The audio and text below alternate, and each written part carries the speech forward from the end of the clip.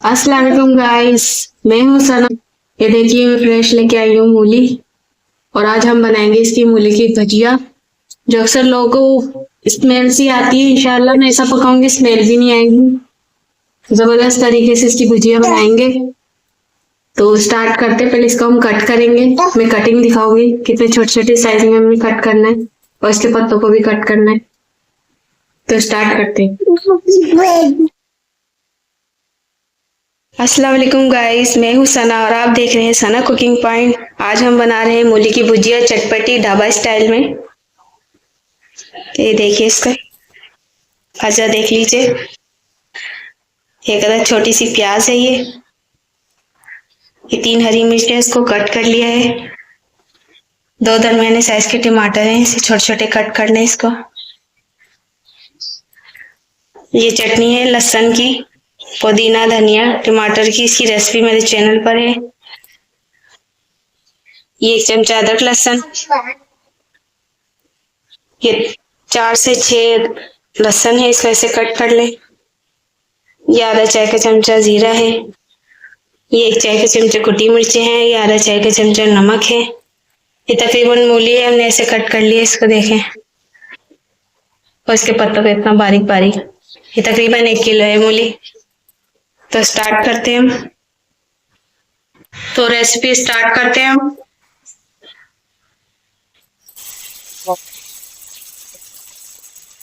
ये लहसुन और जीरे का बघार लगाया है, तो प्याज डाल दी।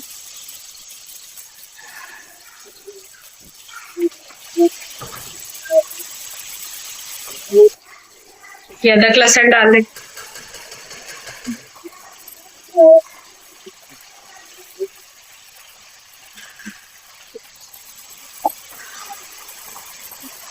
तो अच्छे से भून लें। ये चटनी है, ये 1 चम्मच है, इसकी रेसिपी मेरे चैनल पर है, देख लीजिए।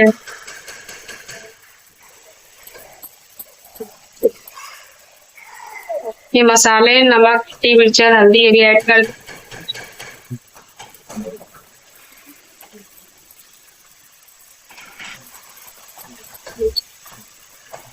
टमाटर ऐड कर दीजिए, और ये हरी मिर्ची।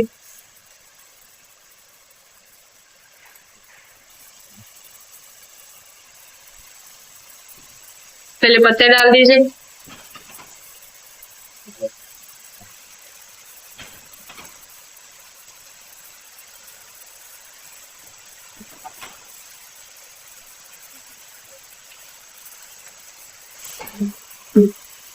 देखिए पत्ते कम हो गया, बाकी अभी डाल दीजिए।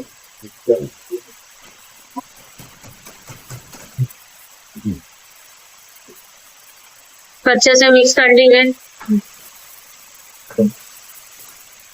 स्पाइस आप बढ़ा सकते हैं, कम या ज्यादा कर सकते हैं, जितना स्पाइसी चाहिए हो। तो चटनी की क्वांटिटी बढ़ा दें। ये हमने मिक्स कर लिया है, इसमें 1 प्याली पानी डाल दीजिए।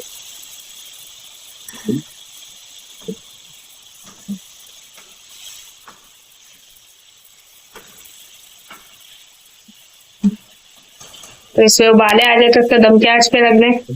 फिर आगे क्या करना है मैं बताती हूँ आपको। हमारा सलीन रेडी हो चुका है, पानी भी खुश्क हो चुका है, मूली भी गल गई है। अब इसको तेज आंच पे खुश्क करेंगे इसका पानी, तो डिश आउट करते हैं।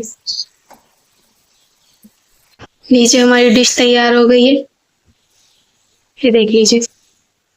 ये थोड़ा सा मैंने कूट लिया था इसको, आप चाहे तो साबित भी रख सकते हैं। मजीद मेरी रेसिपी के लिए मेरे चैनल को सब्सक्राइब करें। अल्लाह हाफिज।